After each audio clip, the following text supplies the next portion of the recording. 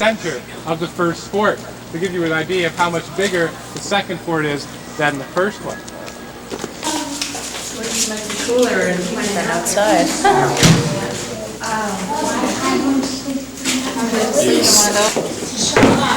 if you go in the one next door, it's got the things on it. This is quarters number 1. Now, I'm only an enlisted man, so if I was ever caught in the officer's quarters without permission, I would be in big trouble. Civilian clothes is quite an interesting feat, interesting contrast between the men and the officers. The enlisted men, when they enlisted, would only have their red coat. They would have all their civilian clothes burned. So this is a commandant's room. He's the commander of the fort. He's either a lieutenant colonel or a major. Now, he also would have had a nice house in Kingston. Reason why?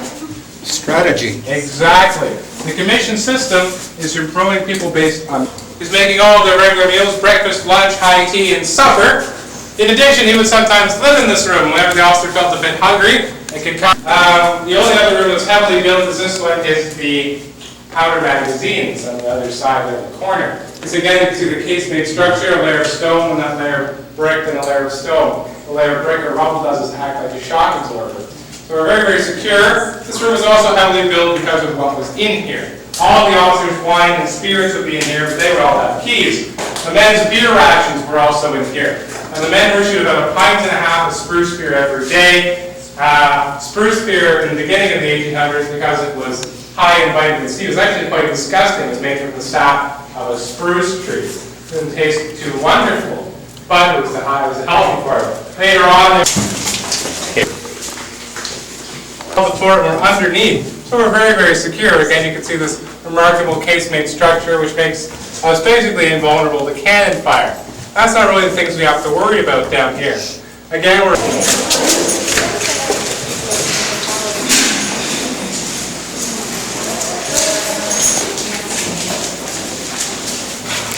This is a good place to be on a hot day, eh? Oh, careful.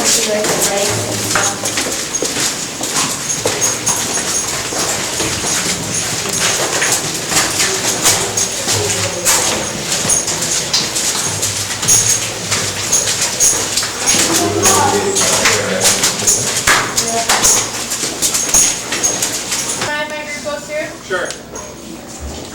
Are you going to score him? No?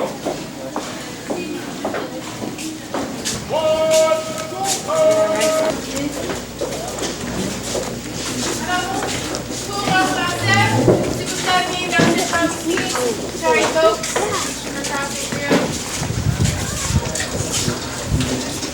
Hi, Ross. It's a French.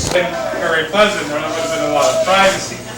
Their only source of heat would have been a wood stove right here, and that would have 3 logs, and that would have had to last you the whole night. The reason being, you're actually locked in here every night by the sergeant, and then unlocked every morning. When you were locked and unlocked, you were actually inspected, make sure the barracks was neat and tidy, everything was clean, just like that. That would be a very, very common crime, a very, very common punishment, things like talking in class, not talking back to the teacher, not doing your homework. This is actually one of the milder punishments. Other punishments would include wearing a dunce cap, being punished. So this is my favorite room in the whole tour. This is the bakery. So I get this delicious, delicious bread. So now we're in the married quarters here. This will be about 3 or 4 families living in a room about this size. So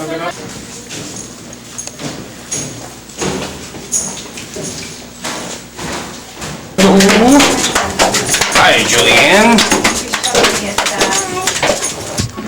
So welcome to the top of the glacis here.